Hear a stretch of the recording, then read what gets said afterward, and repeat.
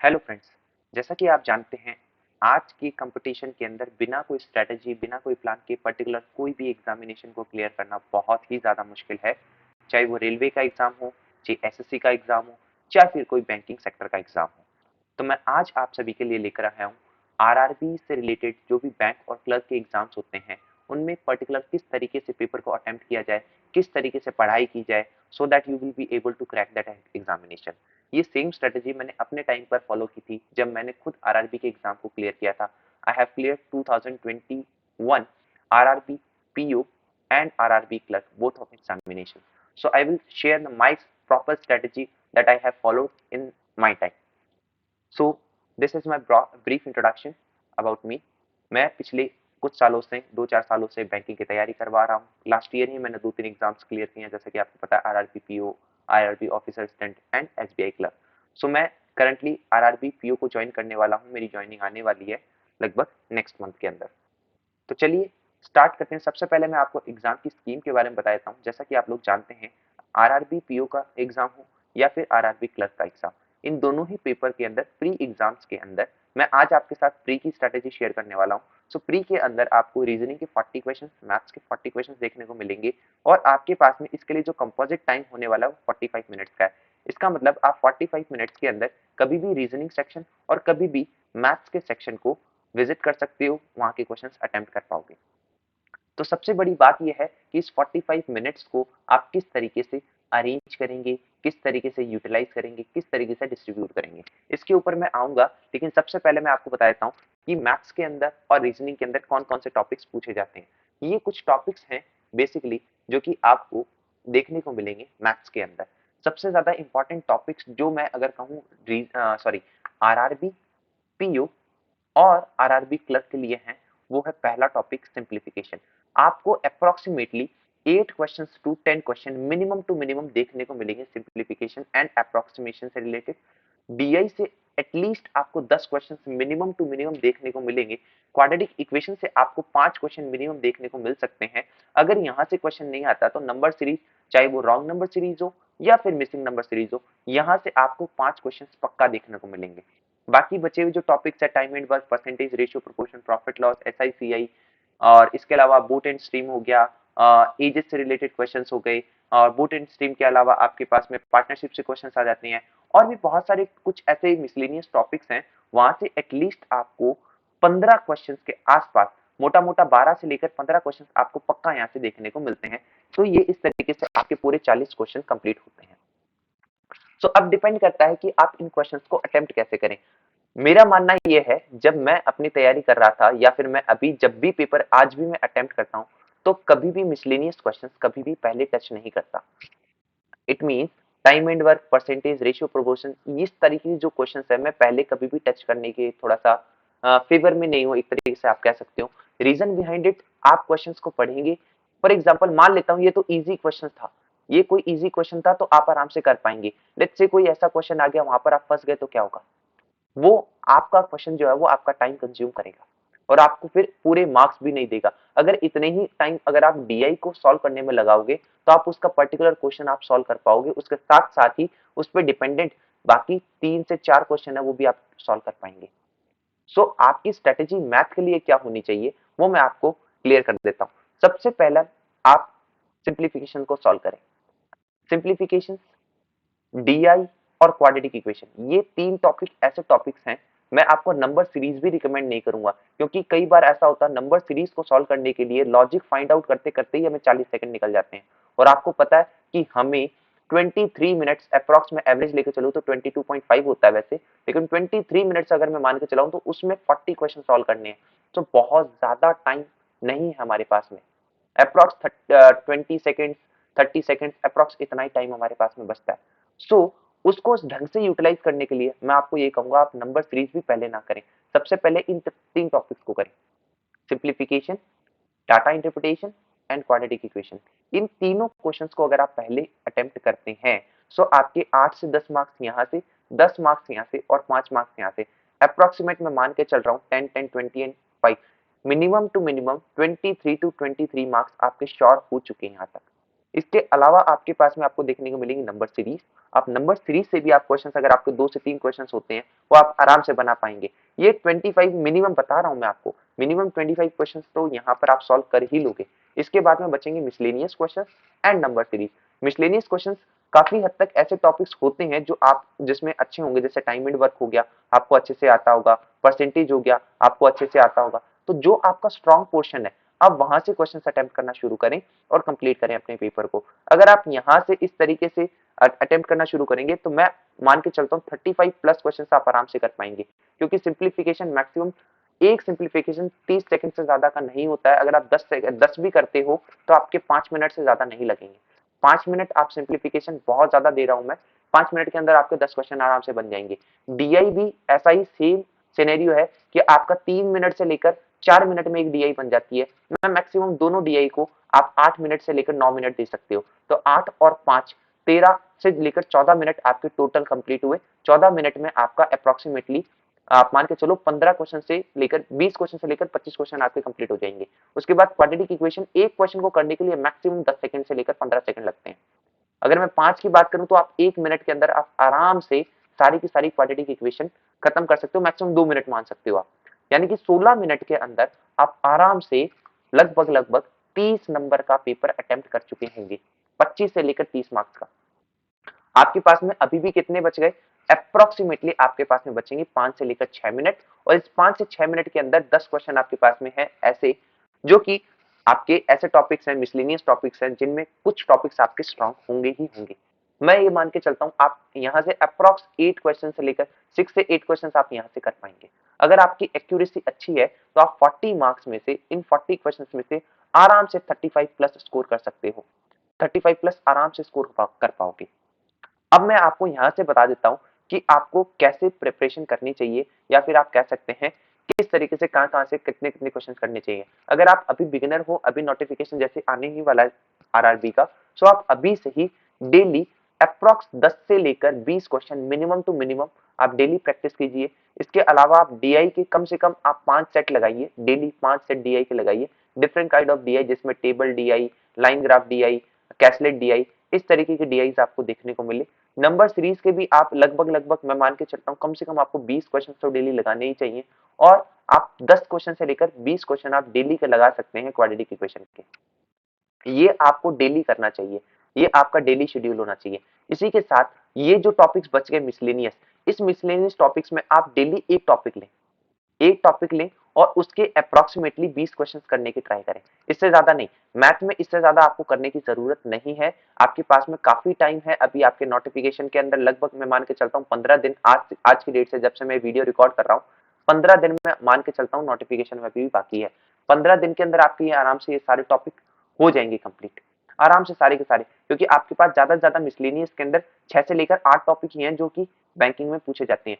Probability हो गया, या आपका जो प्रोबेबिलिटी से रिलेटेड हो गए, पीएनसी से रिलेटेड, परम्यूटेशन कॉम्बिनेशन से रिलेटेड क्वेश्चंस हो गए, ये थोड़ा कम देखने को मिलते हैं, लेकिन ये काफी इजी लेवल के होते हैं। कोई 10th लेवल के क्वेश्चन जो होंगे वही आपको देखने को मिलेंगे, बहुत ही ज्यादा इजी लेवल के। सो ये आप आराम से कर पाएंगे। सो आपका डेली शेड्यूल क्या होना चाहिए? At least 10 to 20 question simplification, at least 5 set of DI, different kind of DI, at least 10 to 20 questions for quadratic equation, and 10 to 20 questions for number series, and one topic for one day for 20 to 15 question. Okay, ये आपका numerical ability का section होगा, और आप यहाँ से आप complete कर पाएंगे अपनी तैयारी को। ठीक है, इसके बाद में मैं बात करूंगा रीजनिंग की। तो रीजनिंग के अंदर आपको इंपॉर्टेंट टॉपिक्स में syllogs, inequalities, direction sense, number and word based question, मैं इसके बारे में बताऊंगा आपको कौन कौन से। ये कुछ टॉपिक्स हैं जो आपके सिलेबस में है। ठीक है, सिलॉक्स में आपको सब देखने को मिलेगा कि some A are B something like that, सभी ए बी हैं, कुछ इस तरीके के क्वेश्चन आपको देखने को मिलेंगे। इनइक्वालिटीज में आपको ग्रेटर देन, लेस देन, इस तरीके के क्वेश्चन देखने को मिलेंगे। डायरेक्शन सेंस में आप जानते ही हो, डायरेक्शन से रिलेटेड क्वेश्चन आते हैं। Numbers and word based questions कौन से, जैसे 145, 187 और 285, इस तरीके से आपको 5 नंबर अलग, 5 या 6 नंबर का एक ग्रुप दे दिया जाता है। उसमें कह देता है कि इवन नंबर कौन कौन से होंगे, अगर आपको लास्ट डिजिट को किसी से इंटरचेंज कर दिया जाए तो क्या होगा, इस तरीके के क्वेश्चन आपसे पूछे जाते हैं। और वर्ड बेस्ड क्वेश्चन के अंदर आपको मान लीजिए ए पी क्यू, है ना, पी एन जेड, इस तरीके से कुछ 5 वर्ड्स या 6 वर्ड का एक ग्रुप होगा, उसमें बोल देगा सभी कॉन्सोनेंट को हटा दिया जाए तो क्या होगा, लास्ट वर्ड को इंटरचेंज कर दिया जाए तो क्या हो जाएगा। इस तरीके के क्वेश्चन इसमें भी आपसे पूछे जाएंगे। सो ये बहुत ही ज्यादा इजी लेवल के क्वेश्चन होते हैं, ये आपको पूछ सकते हैं। ब्लड रिलेशन से क्वेश्चन हो गए। पजल्स आपको पूछी जा सकती है, डिफरेंट काइंड की स्क्वायर बेस्ड पजल हो गई, आपको सर्कुलर पजल हो गई, लीनियर अरेंजमेंट हो गया, पैरेलल अरेंजमेंट हो गया, सर्टेन पजल हो गया। इस तरीके के क्वेश्चंस आपको देखने को मिलेंगे। ऑर्डर एंड रैंकिंग के अंदर आपको कुछ 5 या 6% दे देगा, आपको बोलेगा इसकी हाइट इतनी है, या फिर ये इससे इतना ज्यादा इंटेलिजेंट है, इसकी एज इससे ज्यादा है, मतलब कंपेयरिंग टाइप कुछ क्वेश्चंस होंगे, वो आपको ऑर्डर एंड रैंकिंग में पूछे जा सकते हैं। बचे कुछ मिसलेनियस टॉपिक्स जैसे कोडिंग डिकोडिंग, आपको कुछ वर्ड दे देगा, उसका कोड कुछ दे रखा होगा, आपको कुछ दूसरा वर्ड दे देगा, उसका कोड पूछ लेगा। वर्ड पेयर्स के अंदर आपको क्या पूछा जा सकता है कि भाई आपके पास में जैसे मान लीजिए मिस्चीफ एक वर्ड है, मिस्चीफ एक वर्ड है, उसके अंदर आपसे यूं बोल देगा कि भाई इसमें से कौन कौन मतलब कितने पेयर ऐसे बन रहे हैं जो कि उतने ही अल्फाबेट्स उनके बीच में है जितने के अल्फा जो आपके एबीसीडी के बीच में एक्चुअली आते हैं। इस तरीके के क्वेश्चन पूछे जाते हैं। वर्ड फॉर्मेशन के अंदर आपको क्या होगा, कुछ एक बड़ा सा वर्ड दे देगा जैसे ट्रांसपोर्टेशन बोल देगा, इसके अंदर से आपको बोलेगा पहले तीसरे पांचवें और सातवें वर्ड को उठा लिया जाए और उनको अगर जोड़ दिया जाए तो बताओ कितने मीनिंगफुल वर्ड्स बन सकते हैं। इस तरीके के क्वेश्चन आपको वर्ड फॉर्मेशन में देखने को मिलेंगे। अब मैं आपको बताता हूं कि आपको किस तरीके से तैयारी करनी चाहिए या फिर किस तरीके से पेपर को अटेम्प्ट करना चाहिए। मैं अपनी स्ट्रेटेजी बताऊं तो मैं सबसे पहले सिलॉक्स और आपका जो इनइक्वालिटीज है, जिस सीक्वेंस में मैंने लिखा है मैं उसी सीक्वेंस में पेपर अटेम्प्ट करता हूं। इन दोनों से आपके अप्रोक्सीमेट 5 क्वेश्चन एंड 5 क्वेश्चन देखने को मिलते हैं। अगर मैं आरआरबी पीओ या फिर आरआरबी क्लर्क की बात करूं तो एटलीस्ट 7 to 8 क्वेश्चन मिनिमम आपको यहाँ से देखने को मिलेंगे। ठीक है, इसके बाद में आपके पास बचता है डायरेक्शन सेंस। यहाँ से भी आपको 3 से लेकर 5 क्वेश्चंस देखने को मिलेंगे। आप ये क्वेश्चंस भी पहले अटेम्प्ट कर सकते हो। मैं आपको खास कर रिकमेंड करूंगा कि आप पजल कभी भी फर्स्ट अटेम्प्ट में कंप्लीट ना करें। मान लीजिए आपका पहला क्वेश्चन ही पजल खुल गया और आप एकदम फ्रेशर हो, मैं आपको रिकमेंड करूंगा कि आप पजल पहले ना करें। हाँ, अगर आपको एग्जाम देते हुए टाइम हो गया है, थोड़ा सा 2 साल या 1 साल हो गया है, आपने पहले लास्ट ईयर के सारे अटेम्प्ट दिए हैं, तो आप एक बार के लिए थोड़ा सा प्रो लेवल पे पहुंच चुके हो, आपको थोड़ा बहुत पजल का ज्ञान हो गया है, तो आप पजल सॉल्व करो तो कोई इशू नहीं है। बट अगर आप नए कैंडिडेट हो तो प्लीज पजल पहले कभी भी सॉल्व ना करें, ये मेरा रिकमेंडेशन रहेगा। रीजन क्या है, अगर आपने मान लीजिए एक पजल को सॉल्व करना शुरू किया, आपने 3 से 4 मिनट उस पजल में दिए और आपका मान लीजिए सॉल्व नहीं हुआ, किसी एक कंडीशन में जाकर आप फंस गए, अब ये बात ईगो पर आ जाएगी कि आपने 3 से 4 मिनट दे दिए और सॉल्व नहीं हुआ है। अब आप उसे सॉल्व करने के लिए 2 से 3 मिनट और लगाएंगे और इस तरीके से आप क्वेश्चन को सॉल्व करोगे और लगभग आप वहां पर थोड़ा सा स्ट्रेस में आ जाओगे क्योंकि आपका टाइम बहुत ज्यादा तेज रफ्तार से भाग रहा होगा और आप 7 से 8 मिनट एक पजल को देकर आपको डिमोरलाइज फील करोगे और पूरा का पूरा पेपर आगे का बिगड़ जाएगा। सो मैं आपको रिकमेंड करूंगा पजल्स कभी भी आप पहले ना करें। Syllogs, inequalities, direction and sense, इस तरीके के क्वेश्चन आप पहले कंप्लीट करके लगभग अपने 15 मार्क्स कंप्लीट कर लें। वर्ड क्वेश्चन हो गए, जैसा कि मैं वर्ड के क्वेश्चंस बताए, नंबर वाले जो क्वेश्चंस बताए, लगभग 5 क्वेश्चन इसके देखने को मिलेंगे, तो आप यहां से अपने 20 नंबर तो कंप्लीट कर लें। आपको मिनिमम 3 पजल देखने को मिलेगी, मिनिमम 3 पजल का मतलब हो गया 15 क्वेश्चन। अब आप ये कंप्लीट होने के बाद मेरा रिकमेंडेशन आपको यही रहेगा, या तो आप ब्लड रिलेशन पर जाएं, या तो आप ब्लड रिलेशन पर जाएं, या फिर आप जाएं पजल्स पर। और पजल्स के अंदर भी आपका एक पर्टिकुलर स्ट्रॉन्ग सेक्शन होगा। जैसे मैं मेरी बात करूं तो मेरी फ्लोर बेस्ड पजल जो है वो बहुत ज्यादा स्ट्रॉन्ग होती है, या फिर डे बेस्ड पजल हो गई, या फिर मंथ बेस्ड पजल हो गई। अगर मेरे को इनमें से कोई भी एक पजल पहले दिखती है, उन 3 पजल्स में से उनको मैं पहले ही मार्क एज रीड करके चला जाता हूँ और बाद में वापस आकर इन्हीं पजल को सबसे पहले सॉल्व करता हूँ। मेरा ये रहता है। उसके बाद में ही मैं स्क्वायर बेस्ड पजल या फिर आपका जो सर्कुलर पजल होती है उसके बाद में उसको सॉल्व करता हूँ। लास्ट में मैं सर्टेन पजल या फिर लीनियर पजल्स को सॉल्व करना पसंद करता हूँ। ये मेरी स्ट्रेटजी है क्योंकि मैं इसमें थोड़ा सा कंफर्टेबल हूँ। सो आप इसी तरीके से पजल्स को सॉल्व करेंगे तो मैं ये मान के चलता हूँ आपका इनइक्वालिटीज, सिलॉक्स और डायरेक्शन सेंस में मैक्सिमम टू मैक्सिमम 7 से लेकर 8 मिनट का टाइम लगेगा। मैक्सिमम बोल रहा हूँ मैं, ये मैक्सिमम टाइम है, मिनिमम टाइम नहीं है, मैक्सिमम टाइम है। ठीक है, 8 मिनट के अंदर आपके लगभग 20 आपके 15 क्वेश्चन। और यहाँ पर ये जो 5 जो वर्ड वाले क्वेश्चन मैंने बताए, नंबर वाले जो क्वेश्चन बताए, आप यहाँ पे मान के चले 4 से लेकर 5 मिनट मैक्सिमम बता रहा हूँ मैं। यहाँ पर आपके 13 मिनट के अंदर आपके अप्रॉक्स 20 प्लस क्वेश्चन हो चुके होंगे। और अगर आप हर एक पजल को भी अगर 4 मिनट के आसपास भी देते हो तो आपको, क्योंकि आपने शुरुआत के अंदर 20 क्वेश्चन अटेम्प्ट कर लिए, तो आपका मोरल जो है वो बूस्ट हो जाएगा। आपका एरर करने का, थोड़ा सा मिसरीड करने का जो होगा वो बहुत ही ज्यादा प्रोबेबिलिटी जो है वो कम हो जाएगी। ठीक है, तो आप यहाँ से अच्छे से लगभग लगभग 10 मिनट के अंदर ये तीनों पजल्स खत्म कर सकते हो। आप देख पाएंगे कि अप्रोक्सीमेट आप 20 से लेकर 22 मिनट्स के बीच बीच में ये आराम से 20 प्लस 10 टू 15 क्वेश्चन, अप्रोक्सीमेट आप 32 टू 35 क्वेश्चन आप कर पाएंगे। आपके पास में बचेंगे मिसलेनियस क्वेश्चन लास्ट में, और ये मिसलेनियस क्वेश्चन वही है, कोडिंग डिकोडिंग वो सब।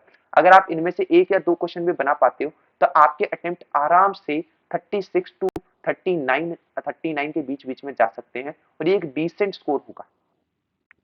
सो आई होप आप लोगों को समझ में आया होगा कि पेपर को किस तरीके से अटेम्प्ट करना है और तैयारी किस तरीके से करनी है। तो अब मैं आपको ये भी बता देता हूँ कि डेली आपको कितने क्वेश्चंस कहाँ से किस तरीके से आपको सॉल्व करने चाहिए। स्लॉक्स के आपको अप्रोक्सीमेट डेली 10 क्वेश्चन, इनइक्वलिटीज के आप डेली 10 क्वेश्चन लगाएं, डायरेक्शन एंड सेंस के आप अप्रोक्स 10 क्वेश्चन लगाएं, और डेली एटलीस्ट 3 टू 5 सेट लगाएं प्रीलिम्स लेवल की। कहां से वो उसका सोर्स में बताता हूं। आप डिफरेंट काइंड की, जैसे month based, day based, circular, square, इस तरीके से आप 5 सेट, 3 से लेकर 5 सेट लगाएं आराम से। और सोर्स आप रख सकते हो अड्डा 247 से आप कर सकते हो, या फिर कोई आपके पास में अगर कोई बुक है, कोई हार्ड कॉपी की बुक, तो आप वहां से भी सॉल्व कर सकते हो। ये भी एक अच्छा सोर्स हो सकता है। ऑनलाइन के अंदर आप अगर आप जाना चाहो तो टेक्स्ट बुक से भी सॉल्व कर सकते हो। ठीक है, इस तरीके से आप अपनी तैयारी अगर शुरुआत करोगे, अगर आप एक बिगिनर हो तो भी आप एग्जाम से पहले पहले एक डिसेंट स्कोर करना शुरू कर दोगे, आराम से आपका एक अच्छा खासा लेवल बन जाएगा और आप अच्छे से एग्जाम शुरू कर पाओगे।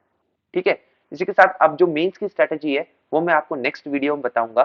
ठीक है, अगर आपको कोई भी डाउट हो तो आप प्लीज कमेंट सेक्शन में पूछ सकते हैं। प्लस अगर आपको फर्दर वीडियोस के आपके नोटिफिकेशन मिलते रहे, इसलिए आप हमारे टेलीग्राम चैनल को ज्वाइन कर लें।